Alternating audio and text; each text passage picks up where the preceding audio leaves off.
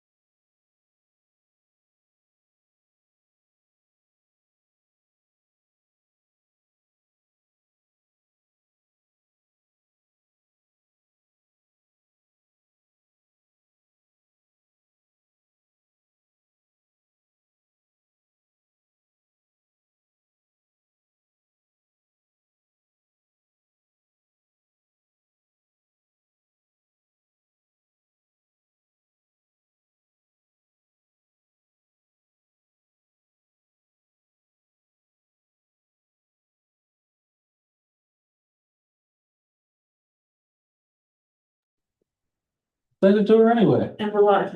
Okay, Finish your what? good evening and welcome to our March 23rd, 2026 Special Council, Special Committee of the Whole meeting. All members of council are present except for our Councillor Bartlett is joining us by Zoom. The meeting is being held in person and is also being live streamed on YouTube. And I'd like to acknowledge the members of the public that are not here tonight, but I'm sure are listening. And we appreciate the diverse population that we have living in Middleton. Approval agenda, is there anybody to do this? Make a motion to approve the agenda. I can make the motion to approve the agenda for this meeting. Second. Any discussion, anything that have to be added? All right, all those in favor? All those against? Motion carried. New business, 3.1, overview of version 2 of our 2026-2027 draft operating and capital budgets. I'm not sure who's doing. Leah, our Director of Finance? Thank you, Mayor. Sarah, if you could go to slide 26, please. Start there. Which is what? Section 3. Did we confirm that our remote council can hear us? Can you hear us, Councilor Bro? Yep. Excuse me. Is this line 23? I can, yes.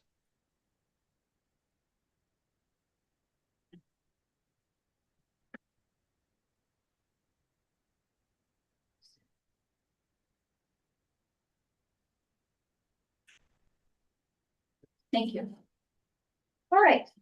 So the budget we are presenting tonight has a deficit of $797, which is a change from the $78,314 that was presented in version 1.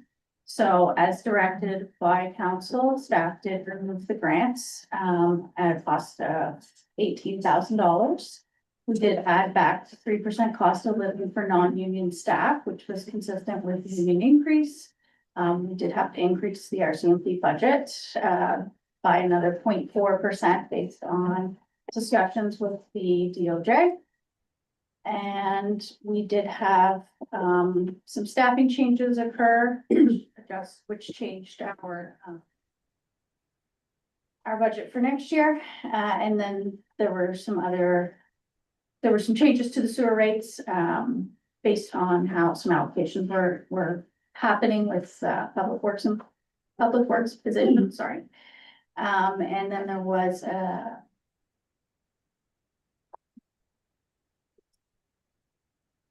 some benefits were being allocated twice, so we just corrected those as well. So that's what gets us from the 78,000 down to the $797 deficit. I won't go through the presentation in full. CAO, do you have anything to add based on commentary on that? No, just that in general, any of the slides that changed have a green dot on them. So if they don't have a green dot at the top, they did not change from version 1. Okay, so then if there's no questions, comments on that, we will go to slide 62, which is the beginning in section 4, which is the beginning of the water utility operating budget. So this is new to this presentation. At version 1, this had not been prepared yet.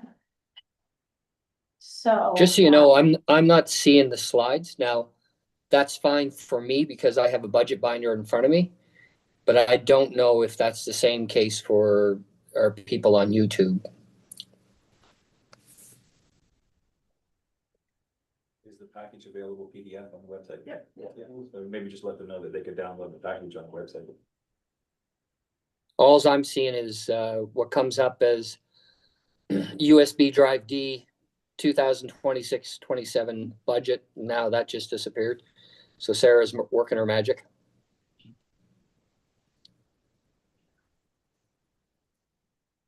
You see the water utility operating budget now? See it now. Thank you very much. Like I said, I have it here, but just in case anybody's watching. Thank you. Did we have both captioning Yes. working? We should be. My first report is that we don't, but I'm getting an update now. Okay.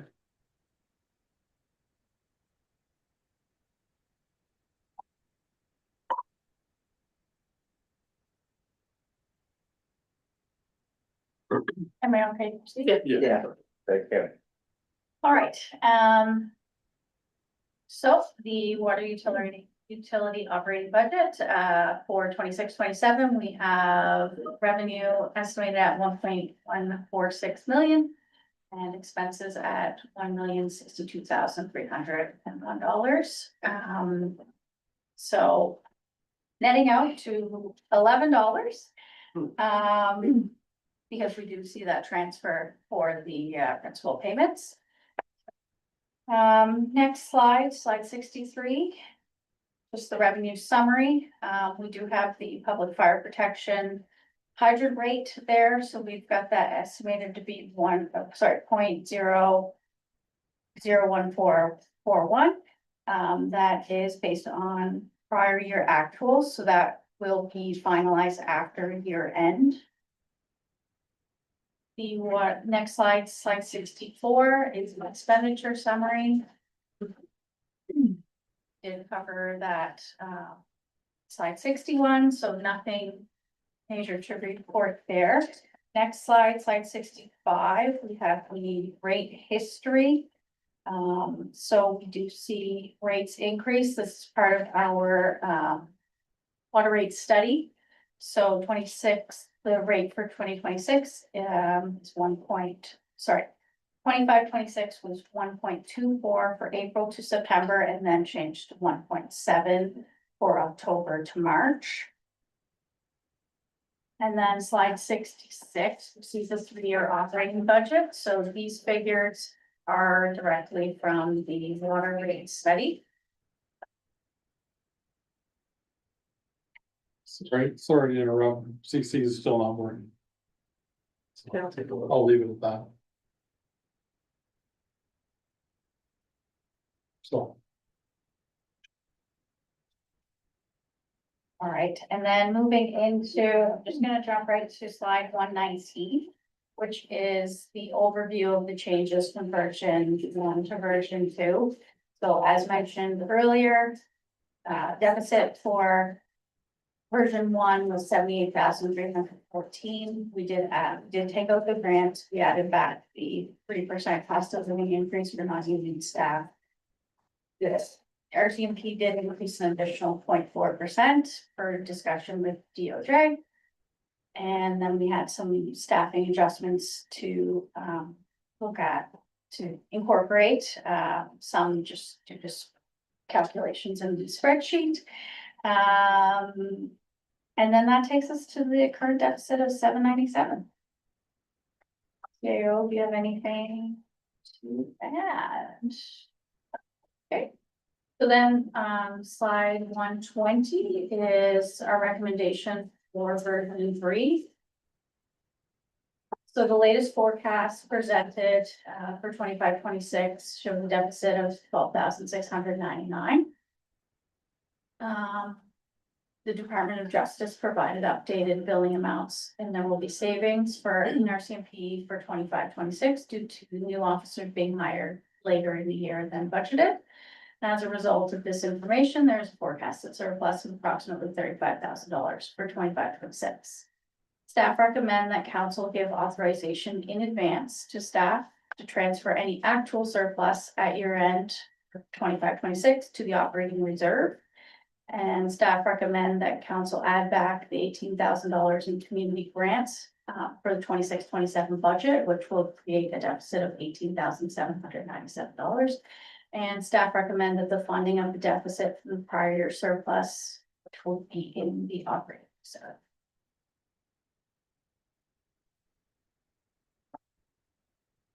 Discussion. Sorry. Yeah. Can we get some clarity around the staffing positions? They are permanent adjustments, are they? Which line item are you referring I have it here. There was one for 14,000, one for 26,000. Then there was an adjustment.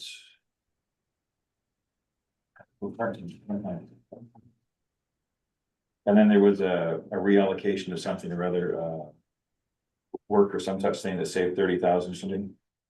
So the adjustments to staffing based on retirement,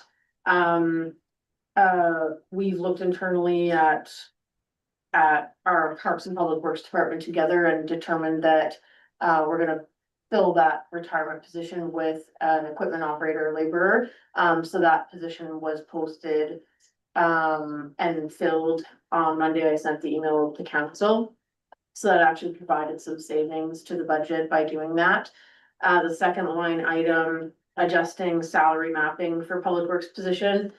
So as staff were looking at, the public works tab in the budget, more closely. We noticed that some of the mapping of charging a couple of our public works staff didn't make sense. So for example, our water operator was only being charged like 35% to the water utility, which didn't make sense. Because most of his job should be the water utility. So we just kind of found a couple anomalies like that and did some reallocations based on what we think makes sense based on actual work. And that, for example, that one example I just gave shifted some costs from town general to water. As an example, so that provided some savings in the town general budget, and then we found the same with our sewer technician position as well. And then we did adjust some salary mapping to show that the Public Works Department is gonna take on most of the parks work moving forward. So instead of having all of their salaries charged to roads and streets and a couple other accounts, we're gonna charge some of their work to parks, but that's just a internal allocation within town general, didn't have an effect here. And then because we changed some of those allocations of salaries, we had to update our sewer rates based on that because we ended up charging more to the sewer. For example, one thing that we noticed was that we were charging staff salaries to the sewer rate, but not benefits. I don't know why, but it was just something we picked up in this review of version 2, and that didn't make sense to us because the sewer rate is supposed to capture the full cost of running your sewer system, and our staff, we're obligated as an organization to pay staff benefits like CPP, EI, WCB. So we calculated what that would be, charge it to the sewer rate. Now, that doesn't help taxpayers because they're essentially maybe paying a bit less on their tax rate, but paying more on their sewer rates. That doesn't help our residential tax effort, financial condition indicator, if that makes sense. But it did free up money in like the general tax rate pool of costs, if that makes sense. And then because we were looking so closely at the Public Works tab, and doing some actual checking of the formulas, we noticed that there was a spot where a total was grabbing the pension and benefits, and then another formula below was grabbing our portion of the benefits because the cost of staff benefits is one number and the town just pays a portion of that. Well, the other total was grabbing that plus the pension again, so the pension benefits were being double counted in error. So we fixed that and it provided some savings in there. And it was good that we found that because if you remember on the last forecast that Leah presented, we showed on one line that our employee benefits were trending under budget for some reason, which didn't make sense to me because all of these calculations, like this is all calculated based on actual WCE rates, actual EI rates. It's very precise and like people's actual benefit charges are put right in the budget file. So it's just a formula error in the budget file. It's a really big Excel file. And we try to put as many checks in it as we can, but we obviously missed one on that tab. So, but it worked to our benefit, obviously. So that's sort of what all of those changes were about. And in total, they did generate a fair amount of savings for the town general tax rate. And so the 14,000 and 24,000 are basically the difference between what we were paying and the new employee that were hired. Is that probably that? Yeah.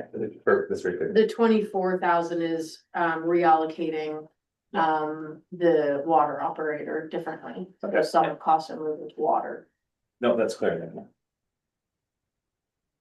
Anyone else? Questions? Counselor Smith. Can we talk a little bit about what effect this is gonna have on our service delivery? We've got the same number of public works people, I think. We're gonna have the Or- same number of staff roughly, but But we're just gonna be doing- different positions. And we're going to be doing more of the parks maintenance type Yeah. stuff. Oh. Yep. So what's that going to do for our street repairs and other summer project stuff that we have? That we would normally be getting our public works guys to do? We're not 100% sure. We're hoping that the guys can manage this. But we're gonna see how this year goes, and if we have to make some adjustments next year, staff will come forward, like management will come forward at that time if we have to make some adjustments. So we do have a couple of staffing changes coming up in the next couple of years, like a potential retirement, for example, so that would give us the opportunity to make a change from what we have in this budget if we needed to. And you have And- summer stuff, correct? Sorry. Pardon? Go ahead. I'm good. And then in the recreation department, we've got two less people that we are going to, summer students that we're going to hire this year. What's that effect going to be on our recreation programming, for instance? Again, we don't know. We're gonna try to make do with one staff doing Whether we, what normally the two would do. we talked about the canoe kayak program, for instance, and the troubles we have with a dock down there and all that. Are, at this point, are we still planning to We're have gonna, a, we're gonna put it in, if we can, at Riverside. We're not gonna go with the Lily Lake option. We did talk about that and we thought the logistics of it on one hand seemed good because it's a lake, it's better water, but then you've got a staff member potentially by themselves all day up in the woods, which we didn't like the idea of, so if we can put in the dock at Riverside, we will. If we can't, then we won't. And we could have another woods ban this year. We could, No, and we don't know when the We river's don't. gonna go low and make it unusable. That seems to happen every late July, August anyway. But no, I wanna make sure we're not cutting too much out of the budget so that we're not doing anything for anybody. We're still not doing the flower boxes type stuff this year, I guess. we're gonna cut back the flowers even more next year. We'll Right. still have the hanging baskets, but we won't have as many flowers around maybe town hall and some other spots. So, or we'll put in bulbs that just come up every year and just try to have more low maintenance flowers. Or maybe some community group will. Yeah. Will wanna say, like, we'll do it like how Berwick is doing this. Yeah. They've got Maybe. community groups that are taking over the boxes. And Yeah. this literally just came to be, but perhaps we run a contest where different groups can sponsor a flower box on Commercial Street or wherever. Yeah. And it's their project for the summer and we judge them at the end of the year, how good they look or something like that. Sounds good. Maybe that's an idea Yeah. of getting more community involvement and Yeah, still beautifying the town. We all know how nice Commercial Street looks when they're not being vandalized, but when those boxes are out there and they're full of nice, pretty flowers, colorful flowers. It would be a shame. I understand it completely. It'd be a shame if we couldn't find a different way to get those boxes out there and populated. Yeah, management's definitely aware that we've recommended some things in this budget with regards to staff that may pose a challenge this year. But in light of the over $300,000 deficit that we were faced with when we went into this whole process, we felt like we needed to recommend a little bit more drastic changes that may end up impacting service levels and the ability of Public Works to do both things. But like I said, we're gonna try it, and if things don't go well, then we'll be making an adjustment in next year's budget, basically. So, yes, Deputy Mayor. I'd just like to make a comment. And first and foremost, I'd like to commend everyone that was involved in reducing our deficit of $300,000 to $797. Whether all departments and staff. I too, I look at expenses, in the world that I'm in, expect revenue versus expenses. I echo what Counselor Smith said, but I do realize too that you have to make, to go from a $300,000 deficit to 797 is fairly drastic. And sometimes has to be done. As far as the community grants, I completely support that, the recommendation of staff. I've thought personally about the $18,000 in community grants. Those organizations rely heavily on those grants. They are small organizations. They're very important to a small community that thrives. And out of a $5 million operating budget, $18,000 isn't very good. So I too stand with the recommendation of staff to carry on the $18,000 grants and fund that through the $35,000 surplus that will put some, not very much, in reserves. That's just my personal thoughts. I agree. I do. I just have a question. How many summer staff do we presume that you're going to have this year? Just the eight or six? We have some day camp staff in the budget, but I will let council know that we are looking at seeing if another organization will run our day camp for us. The YMCA runs day camps in Berwick and Apples Royal and a couple other villages and towns nearby, and apparently the town was approached a few years ago about them taking over the day camp. I think it must have been before my time. I hadn't heard of it before. But we did have a meeting with them last week, so they're working out some logistics, and I don't know if it will actually happen. But we recognize that it's a well-used service in the town. But if it could be managed by a different entity other than us, that would certainly take a little bit of administrative burden off of the town of having to manage all of the students that we bring in. And actually have that liability of the day camp under our town umbrella. So for right now, it's still in there because we don't have any updated information. And that's in there generating a surplus of about $6,000 or something, I think. We have one rec student, and we have like a Parks Public Works student to help out. So we'll be posting those jobs once this budget's approved.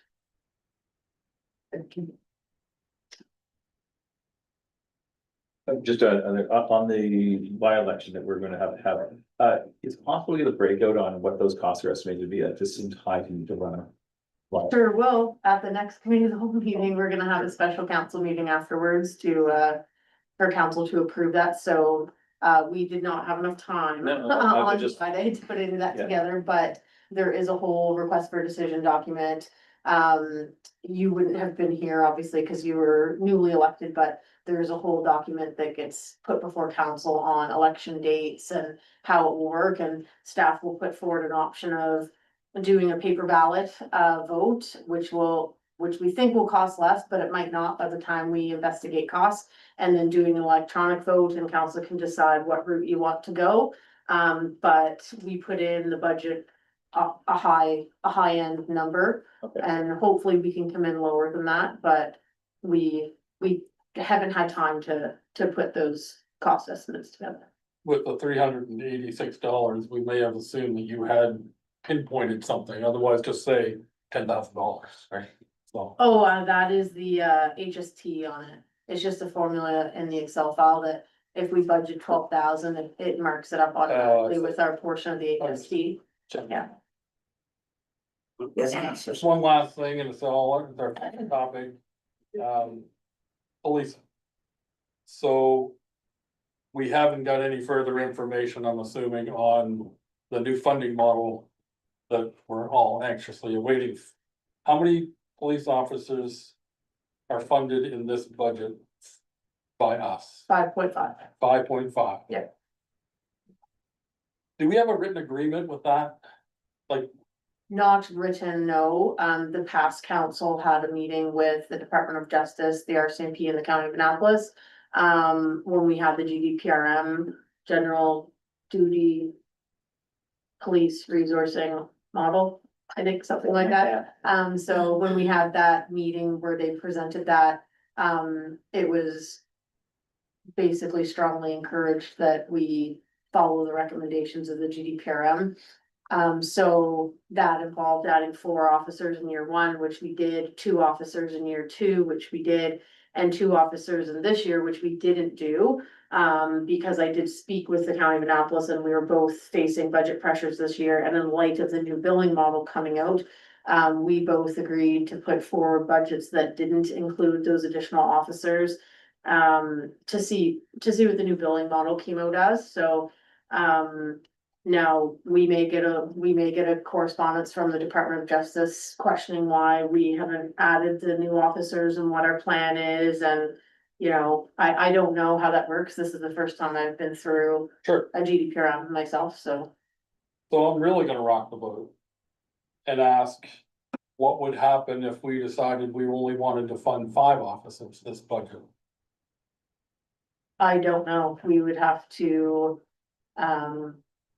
email the Department of Justice and request it, I guess, with a CC to the County of Annapolis, but they already have a certain officer complement. So I'm But we don't- really not sure what would happen. If we don't have a contract, we're not locked into anything. There's still budget pressure here. We're not putting the $50,000 into our reserve that we do on an annual basis. We've cut out some recreation services, we've cut out some other things that we would love to be able to pay for. And I'm just thinking that if the Department of Justice is not gonna come to us with their part in this process, then we have to take it upon ourselves to do our part to lower that policing cost. And if that means we fund less officers and either the county picks it up or we don't have as many officers, so be it. But we are still having no control over our policing situation at the way things are going currently. And we don't have an agreement with the county, we don't have an agreement with justice. And I am very much in favor in putting a little pressure on this entire system to see if we can pin down some of this stuff. And if it means we have to get them to take notice by cutting back on the number of officers that we actually pay for this particular budget year, I'm more than willing to support that going forward. I'm throwing it out there, please discuss. Yes, Deputy Mayor. I don't disagree. And if we're not really getting anywhere with the Department of Justice with emails and the CAO trying to reach out, and the Department of Justice certainly dictates to us what we're supposed to do.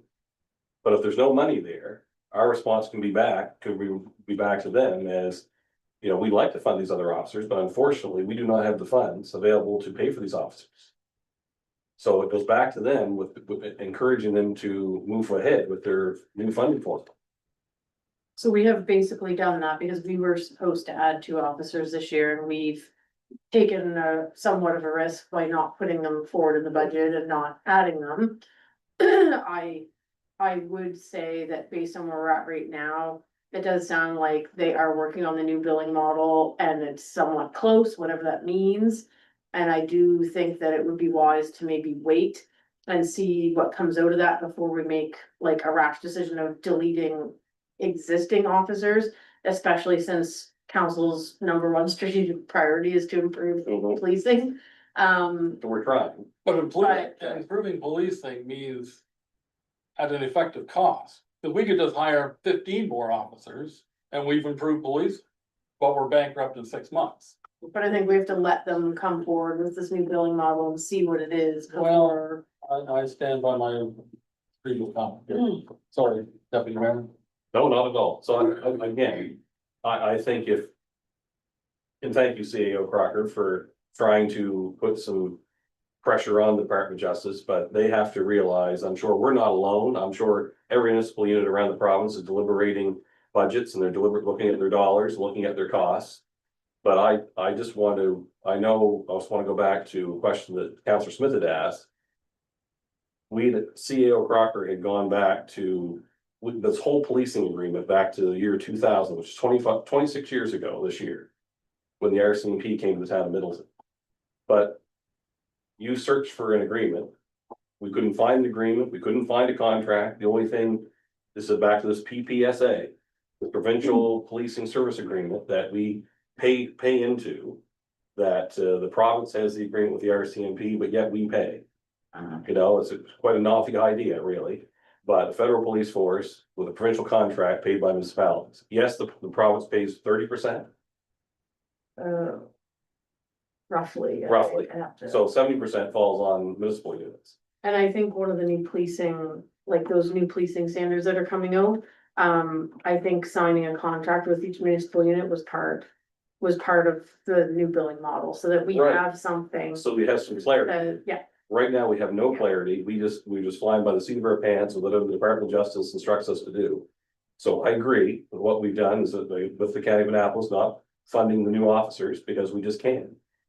So however that plays out, but the province needs to come forward with this new funding form.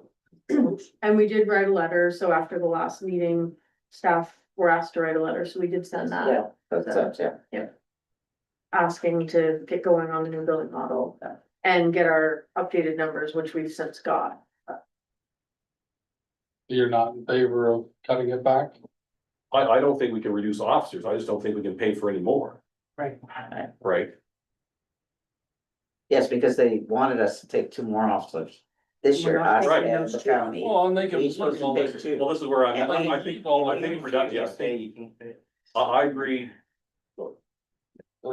I agree with Counselor Smith, but I think I don't know if we can cut any officers. I just don't think we can afford to, if the Department of Justice would like us to add more officers, well, that's great. We'd like the Department of Justice to come with some more money. Right. So I think we're at a stalemate. Right. It's where I see it's at. Exactly. Yes, Councillor Smith. But I don't know if they would actually cut that officer, or they would just pay for it out of the province or the county picked up the tab, because this 25%, 75% deal with the county is not in writing either. So just because we agreed to a half an officer every time 2 officers are being added, that's not written in stone either anywhere. So I would really like to turn over this rock. I really would. I think if they come Part of back, this budget process, like, pardon? But as not, part of this budget process, like, Absolutely. I think we've got better things to spend our money on.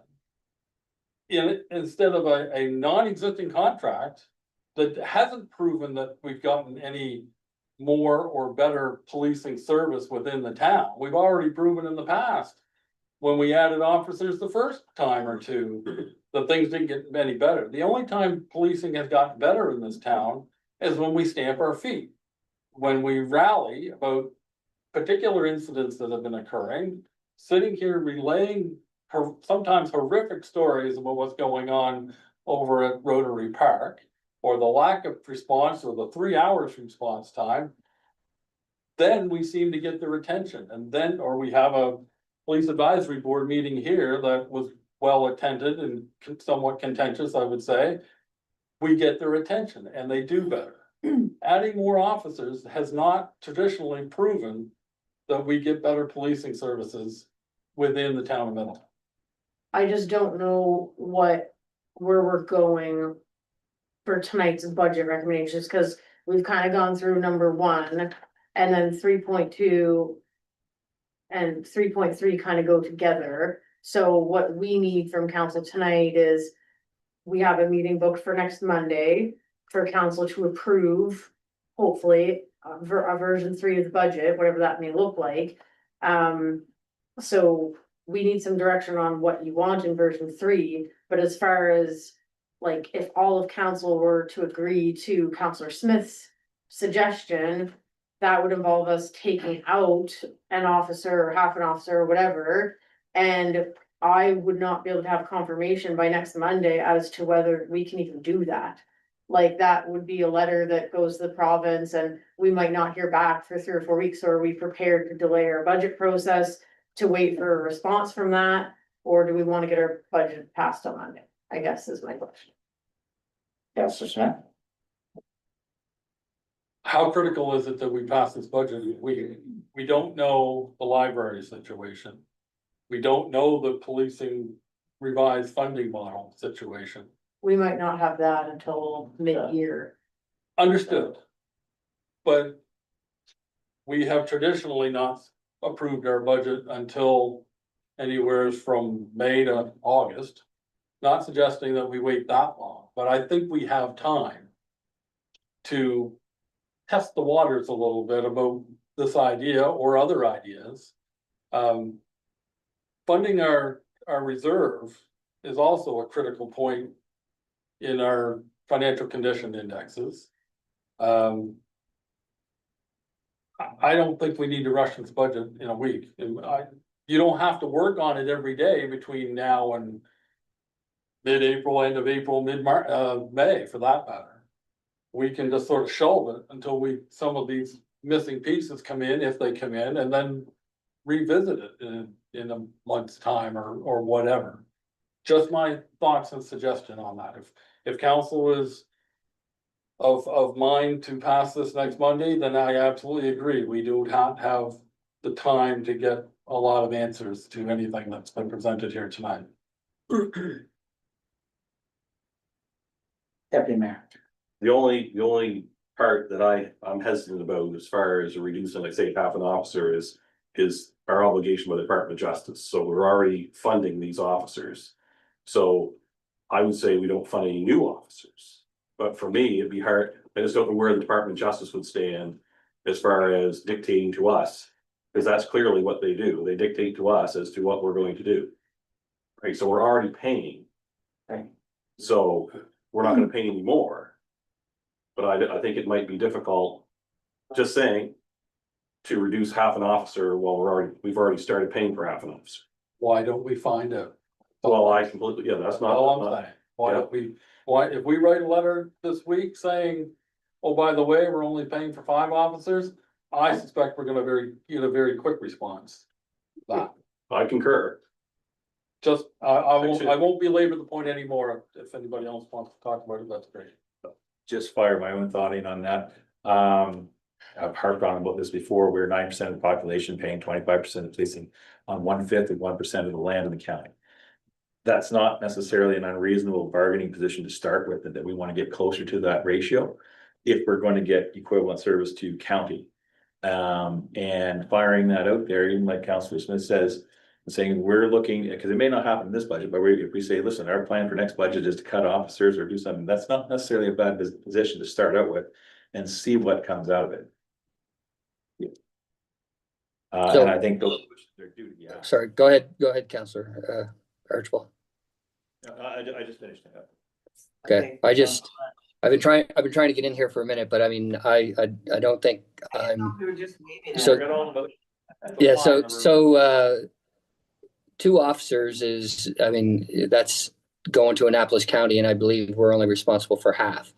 I think holding it at the number that we have now is appropriate, especially waiting until we get the result of the study before we, start demanding that. I mean, if we cut down to 4, let's say we don't want 4, what Annapolis County is all likelihood going to demand that now all those officers, because they're paying the majority of it, are, they're tasked to do things in only Annapolis County. I've always said I think there's a disproportionate number, or we're responsible for a disproportionate number. I said this 2 years ago, that who dictated the fact that we have to have this amount of officers.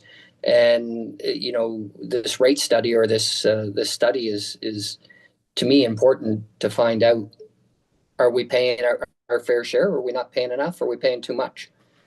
Based on, as you said, Councillor Archibald, whether it be population, whether it be land mass, whether it be whatever. But I'm certainly not. I mean, I don't know that I want to turn around and say to them, "No, we're only going to pay for 4." Nobody said 4, they said 5. 5, okay, whatever it is. If we don't start challenging this current situation, it's not going to change. And But are we not challenging it already? Are we not challenging it by saying we're not going to pay for this new set of officers coming through? I mean, that is start of a challenge, isn't it? But because that's in agreement with the county, so they're not paying for the extra officer either. In which case, they're happy. We need to get the proportion changed. And the only way to do that is to start challenging the proportion, and it's our number one priority that we set last year. We've been at this for over a year at this particular council, and we have not challenged that status quo. Yes, Deputy Mayor. I just like to say, I understand where Councilor Archibald's coming from and Councilor Smith. But the county, so we are challenging them because the county's not paying for their officer, you know, so we're not paying for ours, so that should send a message. I'm just saying, high level, that should resonate a message back to the Department of Justice that the county's not paying for an extra officer, we're not paying for additional officers. And why is that? Is because we simply can't afford it. So hopefully that message would resonate back to the Department of Justice. Is that not a fair statement? Absolutely. Yeah. But, sorry, no, go ahead. I was just gonna say, except it's not challenged the proportional payment. Oh, that's a whole other topic, is absolutely. Right, but my idea kind of throws it out there to everybody. Oh, in my absolutely. opinion. I agree. So. Again, just my opinion, I don't know if we can reduce half an officer because we've already started paying. Once you started doing something, it's hard to stop. And I think that the Honorable Scott Armstrong, who we met right here in these chambers, you know, isn't gonna probably allow us to do that. But however, I agree. So the other thing is, the residents of Middleton, I don't know how we got to have the officer proportion. But the residents of Middleton have a high expectation of public safety and policing in town. That's been clear. We've all heard it. It's resonated through everybody. So, but I too don't know how we got to the formula 26 years ago. I know we're never going to find it. We can't find an agreement of how the proportion even began. Well, and with the new billing model, there's not going to be, we're paying for so many officers and the county's paying for so many officers. They're gonna do an assessment. From my understanding of what policing services cost in our community, that's not gonna have anything to do with any other municipal units. And we're gonna sign something that says what it's based on and agree to pay a certain amount based on those factors. So, like, I hear what everybody's saying, but if we start challenging percentages that exist with the county of Annapolis right now, when that's already going away. I'm just not sure, like, I mean, council can decide whatever it wants, it's your guys' decision, but I do think it would be beneficial to at least wait and see what the new billing model looks like, and then if we don't like it, then we need to speak up. But it is supposed to be going away from a per officer charge, and it is supposed to be going away from well, the county pays for this many and we pay for this many. It's not supposed to look like that going forward. Yes, Scott. I completely agree with everything you just said. So we're waiting for that to come forward. So as council, I think it's important that we send that message that we cannot pay for additional officers. The county cannot pay for additional officers. We're waiting for this form. I know you already have, but I think you got to beat on that door, CAO Crocker, on behalf of council, and let them know we are here and we need something to happen. So I agree. I heard the whole presentation from the Minister of Justice about how policing is going to look, but we need it to happen. And they said it's going to happen, but now they need more time. So I think we have to keep knocking on that door. And the more we pester them, hopefully something we get an answer. But if we become passive, nothing's going to change. That's my thoughts.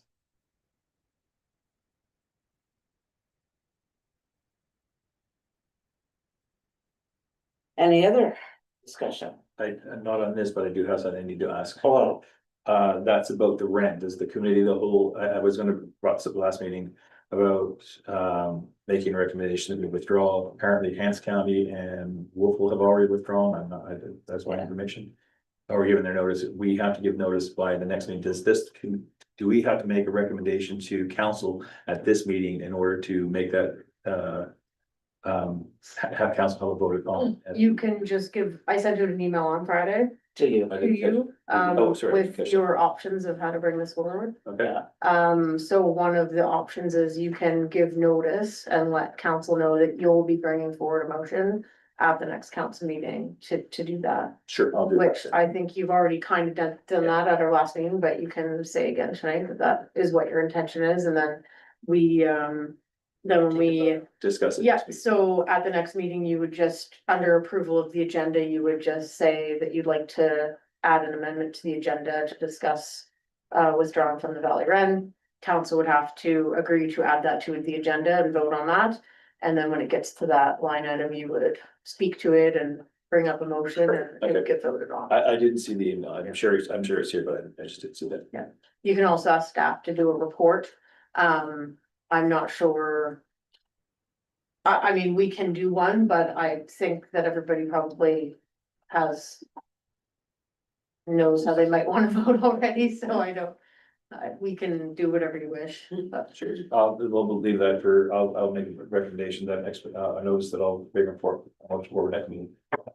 Do we know if the town of Wolfville voted for that the other day? Yes, They did pass They it. did pass Supported it. that council? Yep. Thank you. they did.